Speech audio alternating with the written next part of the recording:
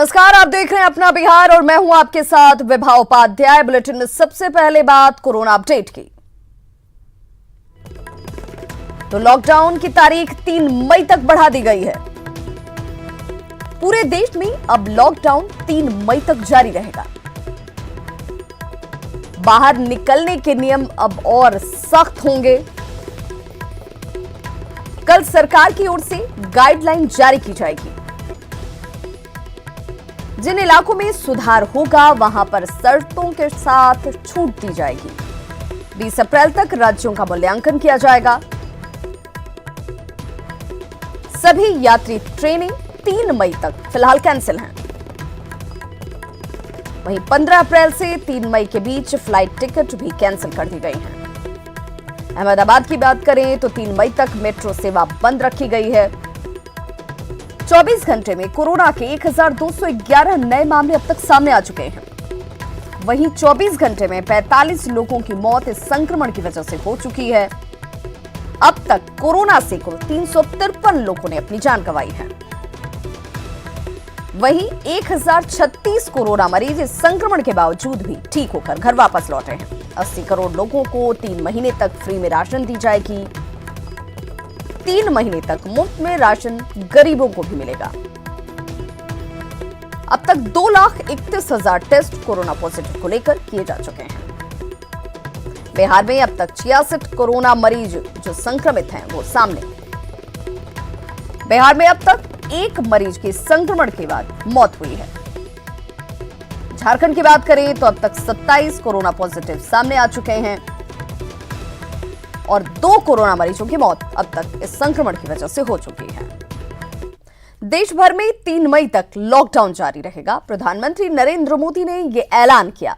25 minute के अपने इस भाषण में पीएम ने कहा कि भारत ने कोरोना के खिलाफ मजबूती से लड़ाई लड़ी है और लोग अनुशासित सिपाही की तरह अपना कर्तव्य भी निभा रहे हैं। सारे सुझावों को ध्यान में रखते हुए ये तय किया गया है कि भारत में लॉकडाउन को अब 3 मई तक और बढ़ाना पड़ेगा। यानी 3 मई तक हम सभी को, हर देशवासी को लॉकडाउन में ही रहना होगा।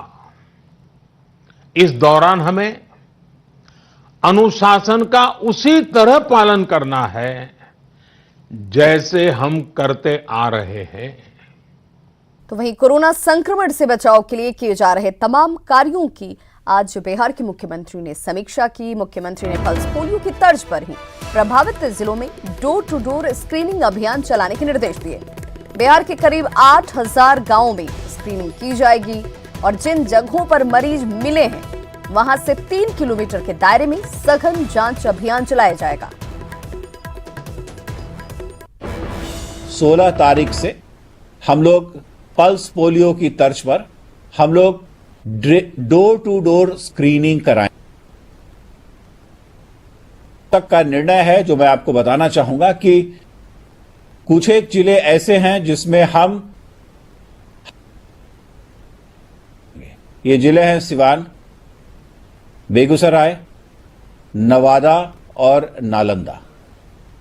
इसके अतिरिक्त हर 66 केसेस जो हुए हैं उस 66 केसेस में से जहां जहां ये हुआ है उसको मैं एपिसेंटर मानूंगा और उसको एपिसेंटर मानते हुए उसके 3 किलोमीटर के रेडियस में जितने भी घर हैं उन सभी घरों में डोर टू डोर स्क्रीनिंग कराई जाएगी। और इसके पश्चात जितने लोग भी 1 मार्च से 23 मार्च के बीच में विदेश से आए हैं राज्य में, उन सभी के गांव में, उनके गांव में हर एक घर को स्क्रीन किया जाएगा। ये हमारी रणनीति है और हम लोगों ने अभी जो कैलकुलेट किया है इसमें लगभग 8,000 ऐसे गांव आ रहे हैं जिनको हम स्क्रीन करेंगे। तो वहीं केंद्रीय स्वास्थ्य राज्य मंत्री अश्विनी चौबे ने कहा कि बिहार राज्य बेहतर काम कर रही है। बिहार ने 2,000 से ज्यादा बेड कोरोना से लड़ाई के लिए तैयार कर लिए हैं। वहीं केंद्र सरकार भी बिहार को लगातार मदद कर रही है। अश्विनी चौबे ने न्यूज 18 से बातचीत में कहा कि बिहार में स्थिति चिंताजनक नहीं है।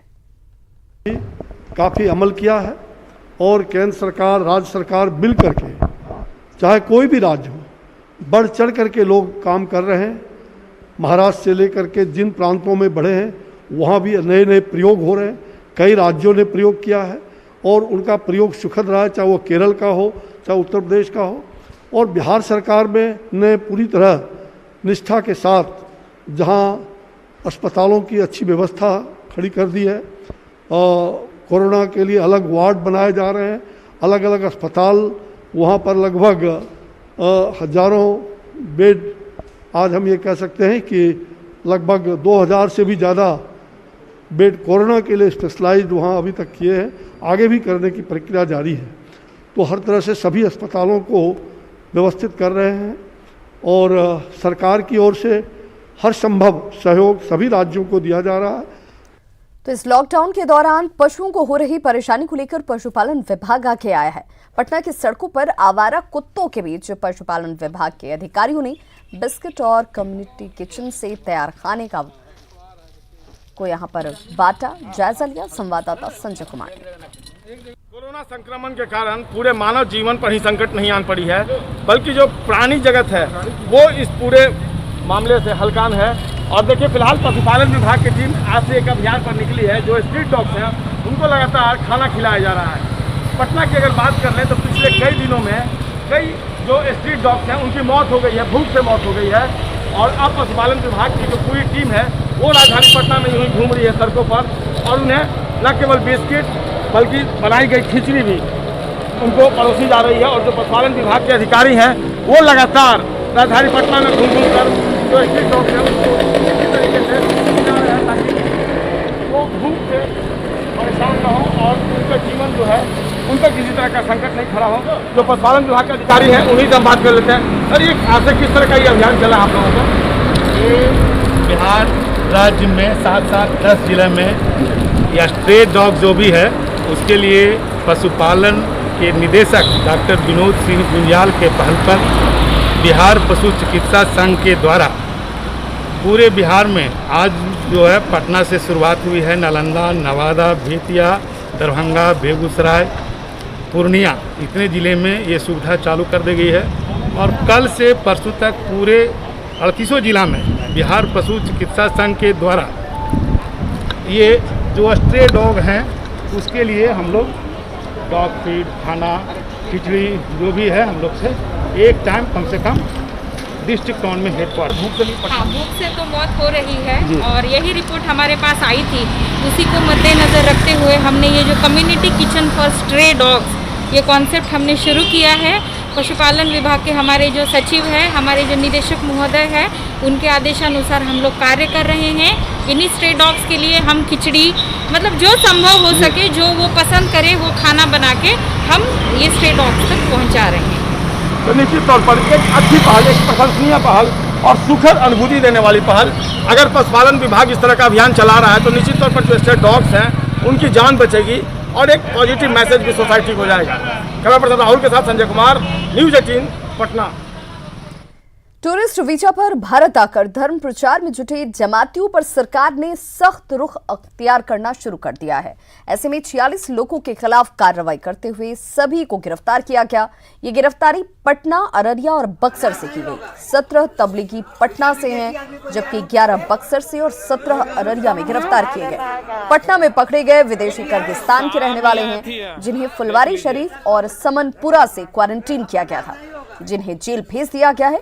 वहीं अररिया की बात करें तो 18 विदेशियों को जेल भेजा गया है, जिनमें 9 बांग्लादेश से और 9 मलेशिया के रहने वाले हैं। सभी दिल्ली के निजामुद्दीन में तबलीगी जमात में शामिल होने के बाद अररिया पहुंच गए थे। इनके अलावा बक्सर में भी 11 विदेशियों को गिरफ्तार किया गया। बक्सर में पकड़े गए लोगों में 4 मलेशिया के जबकि 7 इंडोनेशिया के रहने वाले हैं। बक्सर के एसपी ने बताया कि सभी विदेशियों को स्क्रीनिंग के बाद एक होटल में रखा गया था। कोरोना जांच में सभी की रिपोर्ट निगेटिव आई थी। मामले को लेके वीज़ा वायलेट किए हैं। एक तो मामला ये बन रहा था कि इन लोगों की टूरिस्ट वीज़ा थी और टूरिस्ट वीज़ा होने के बावजूद उन्होंने यहाँ पे अपना एक धर्म प्रचार को लेके उन्होंने कार्य किया था, तो उसके कारण एक कार्रवाई हुई है। और उसके साथ साथ उन्होंने जो वीज़ा के संबंध में जो रूल है कि कभी भी कोई भी फॉरेनर आते हैं तो यहाँ पे लोकल थाने और एसपी ऑफिस में उसकी सूचना दी जाती है, वो सूचना भी नहीं दी गई थी, तो उसी संबंध में कार्रवाई की गई। वहीं किशनगंज में तबलीगी जमात से जुड़े 11 विदेशियों को गिरफ्तार किया गया है। इनमें 10 इंडोनेशिया और एक मलेशिया का नागरिक शामिल है। गिरफ्तारी के बाद सभी को सीजेएम कोर्ट में पेश किया गया। इन सभी की गिरफ्तारी वीजा के नियमों के उल्लंघन के बाद की गई है। मेडिकल चेकअप करवाया गया था, क्वारंटीन में रखा गया था। सभी का मेडिकल रिपोर्ट निगेटिव आया था और मुख्यालय के आदेश पर इनके विरुद्ध जो है कि एफआईआर कर इनके विरुद्ध कानूनी कार्रवाई की जा रही है। इन्होंने अपने वीज़ा के नॉर्म्स और जो कंडीशंस है उसकी अवहेलना की, उसी संबंधित एफआईआर हुआ है और इन सभी को जो है कि न्यायिक हिरासत में। पटना में तबलीगी जमात से जुड़े 17 विदेशियों पर टूरिस्ट वीजा के नियमों के उल्लंघन के आरोप में केस दर्ज किया गया। पटना के एसएसपी ने कहा कि इन विदेशियों को बिहार किसने बुलाया था, इसकी जांच जारी है। उसमें ये लोग टूरिस्ट वीज़ा पे थे और इन लोगों ने अपने बयान में बताया था कि ये लोग डिफरेंट धार्मिक स्थलों पर जा रहे थे और धार्मिक जमातों में पार्टिसिपेट कर रहे थे और रिलीजियस प्रीचिंग्स में हिस्सा ले रहे थे, जो कि वीज़ा के कंडीशंस का उल्लंघन है। तो सेक्शन 14B फॉरेनर्स एक्ट में एफआईआर दर्ज किया गया और इन लोगों को फॉरवर्ड किया गया है। फिलहाल ये लोग जेल चले गए हैं। और बड़ी खबर वैशाली से, जहां पर लालगंज में कुआरिया गांव में खाना बनाने के दौरान आग लग गई, जिससे इलाके में अफरा तफरी का माहौल बन गया। इस अगलगी में 1 दर्जन से ज्यादा घर जलकर राख हो गए हैं। आग से लाखों के नुकसान की आशंका भी जाहिर की जा रही है। बाद में स्थानीय लोगों ने कड़ी मशक्कत के बाद आग पर काबू पाया।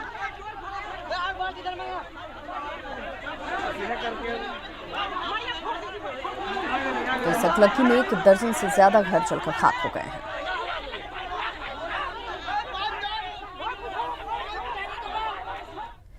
वहीं बेतिया में भी आग लगने से 4 जलकर राख हो गए घर। वहीं सड़क निर्माण में लगा एक ट्रैक्टर, एक जेसीबी और एक ट्रक भी इस घटना में जल गया है। घटना गौनाहा थाना क्षेत्र के सीठी पंचायत के बखरी गांव की है। लॉकडाउन के बीच बिहार में अपराध की घटनाओं में काफी कमी आई है। राजधानी पटना के कई थाना क्षेत्रों की न्यूज 18 ने पड़ताल की तो वाकई क्राइम के केस में काफी कमी देखने को मिली। कैपिटल के कई थाना क्षेत्रों का जायजा लिया संवाददाता संजय कुमार ने। पूरे देश के साथ ही बिहार में कोरोना के संक्रमण से निपटने के लिए पिछले 22 मार्च से 14 अप्रैल तक लॉकडाउन लागू रहा। इस लॉकडाउन के दौरान पटना में क्राइम का ग्राफ क्या रहा है, इसका हम आकलन कर सकते हैं। फिलहाल हम कोतवाली थाने में हैं। 21 दिनों में लॉकडाउन के दौरान कोतवाली थाने में कितने एफआईआर लॉन्च हुए क्राइम से रिलेटेड? क्राइम से रिलेटेड तो एफआईआर नहीं हुआ दर्ज, एक एफआईआर हुआ है। एक एफआईआर हुआ। किस तरह का वो एफआईआर है? वो बंद घर में चोरी करते हैं। यहाँ फिलहाल हमारे साथ सुनील कुमार सिंह जो थानाध्यक्ष हैं वो मौजूद हैं। कितने एफआईआर लॉन्च हुए? एफआईआर तो एक भी लॉन्च नहीं हुआ। 21 दिनों में एक भी एफआईआर लॉन्च नहीं हुआ। जो लॉकडाउन था उसमें लोगों का कितना सहयोग मिला? उसमें लोगों का 95% सहयोग मिला। काफ़ी आत्मसंतुष्टि मिलती है और जेन्युइनली जो भूखे हैं, नीडी हैं, वो आते हैं थाने पे सुबह शाम और हम लोग उनको खाना खिलाते हैं। अपने अपने सोर्सेज से अपने पर जितने भी लॉजिस्टिक उस हिसाब से हम लोग अरेंजमेंट करके खिलाते हैं। 21 दिनों में जक्कनपुर थानाध्यक्ष की थाना की बात कर लें तो कितने एफआईआर लॉन्च हुए हैं क्राइम के एस्पेक्ट से? क्राइम के एस्पेक्ट से तो हार्डली मुझे लगता है कि 2 या 3 एफआईआर में, ज़्यादा एफआईआर तो हुआ नहीं है। कंपेटिवली देखा जाए तो ये कितना बेहतर है पिछले महीनों के उस हिसाब से? तो 60% हमारा या 60-70% हमारा एफआईआर कम हुआ है। पीरबौर थाना क्षेत्र में क्राइम का ग्राफ लगभग शून्य रहा है। क्षेत्र के लोग काफ़ी शांति प्रिय हैं, लॉकडाउन का संपूर्ण रूप से पालन कर रहे हैं। सरकार के जितने भी आदेश हैं, निर्देश हैं, उनका पालन कर रहे हैं और अपनी सेहत का ख्याल रखे हुए हैं। और इसके लिए यहाँ इस क्षेत्र की जनता बधाई के पात्र है कि लॉकडाउन में पूरा सहयोग है प्रशासन की तरफ से और संपूर्ण लॉकडाउन में हम लोग का सहयोग कर रहे हैं। तो आपने देखा किस कदर पिछले 21 दिनों के लॉकडाउन के दौरान राजधानी पटना का ये पीरबौर थाना है जहां एक भी आपराधिक रिकॉर्ड यानी अपराध की घटना एक भी नहीं हुई है। और अब देख लेते हैं बिहार की कुछ अन्य खबरों को फटाफट अंदाज में। आज बाबा साहब भीमराव अम्बेडकर की जयंती है। इस मौके पर बिहार में सभी नेताओं ने अपने घर पर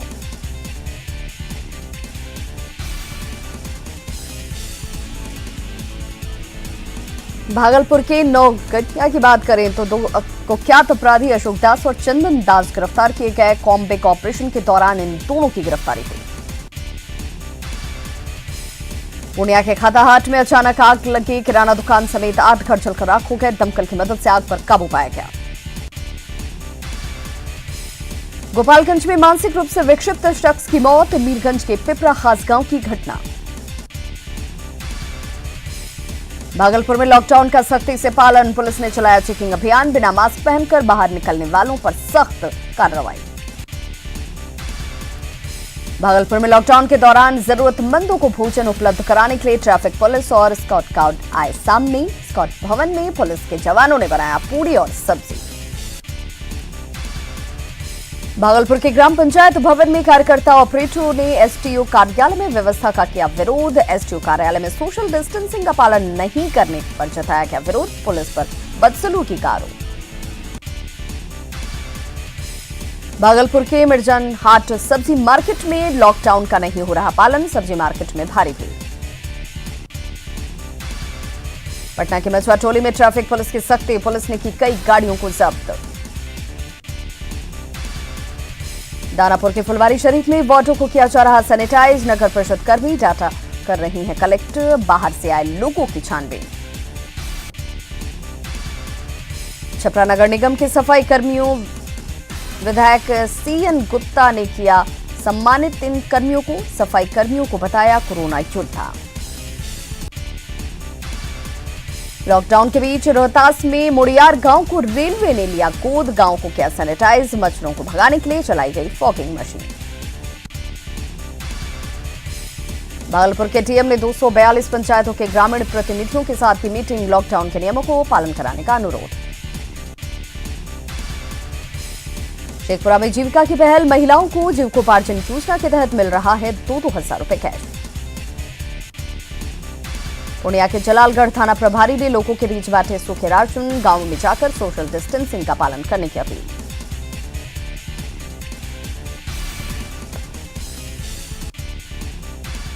अपनी और अपने परिवार की सुरक्षा आपके हाथों में। घर में रहें, सुरक्षित रहें।